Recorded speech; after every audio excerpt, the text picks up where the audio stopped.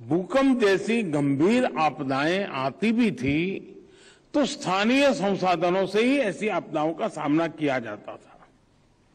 अब दुनिया छोटी हो रही है, एक दूसरे के अनुभवों से सीखकर निर्माण की तकनीकों में नए नए प्रयोग भी हो रहे हैं, लेकिन वहीं दूसरी ओर आपदाओं का प्रकोप भी बढ़ रहा है।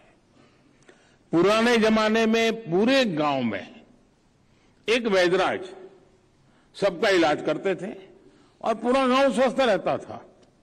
अब हर बीमारी का अलग डॉक्टर होते हैं।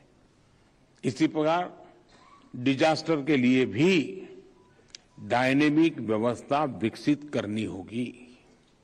जैसे पिछले 100 साल के आपदा के अध्ययन से जोनिंग की जा सकती है कि बाढ़ का लेवल कहां तक हो सकता है और इसलिए कहां तक निर्माण करना है।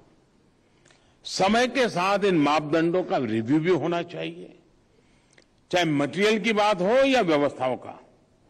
साथियों, डिजास्टर मैनेजमेंट को मजबूत करने के लिए रिकग्निशन और रिफॉर्म बहुत जरूरी है। रिकग्निशन का मतलब यह समझना है कि आपदा की आशंका कहां है और भविष्य में वो कैसे घटित हो सकती है। रिफॉर्म का मतलब है कि हम ऐसा सिस्टम विकसित करें जिससे आपदा की आशंका कम हो जाए। डिजास्टर की आशंका को कम करने का सबसे अच्छा तरीका यही है कि हम सिस्टम में सुधार करें, समय रहते उसे ज्यादा सक्षम बनाएं और इसके लिए शॉर्टकट अप्रोच के बजाय लॉन्ग टर्म थिंकिंग की जरूरत है। हम साइक्लोन की अगर बात करें तो साइक्लोन के समय भारत की स्थिति का अगर हम उसके ऊपर नजर करें तो ध्यान में आता है, एक समय था जब भारत में साइक्लोन आता था तो सैकड़ों हजारों लोगों की असमय मृत्यु हो जाती थी। हमने उड़ीसा और पश्चिम बंगाल के तटीय इलाकों में ऐसा कई बार होते देखा है, लेकिन समय बदला, रणनीति बदली, तैयारियां और बेहतर हुई तो साइक्लोन से निपटने की भारत की क्षमता भी बढ़ गई।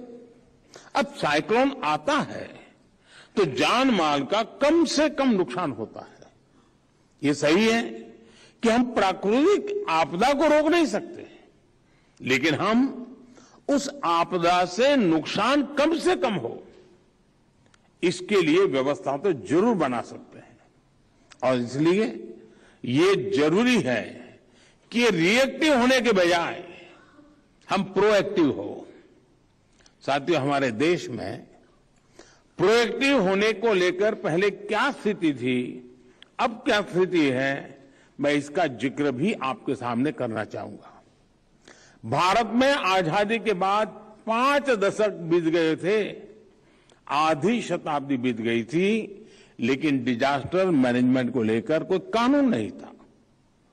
साल 2001 में कच्छ में भूकंप आने के बाद गुजरात पहला ऐसा राज्य था जिसने Gujarat state disaster management act बनाया। इसी एक्ट के आधार पर साल 2005 में केंद्र सरकार ने भी डिजास्टर मैनेजमेंट एक्ट का निर्माण किया। इसके बाद ही भारत में नेशनल डिजास्टर मैनेजमेंट अथॉरिटी बनी।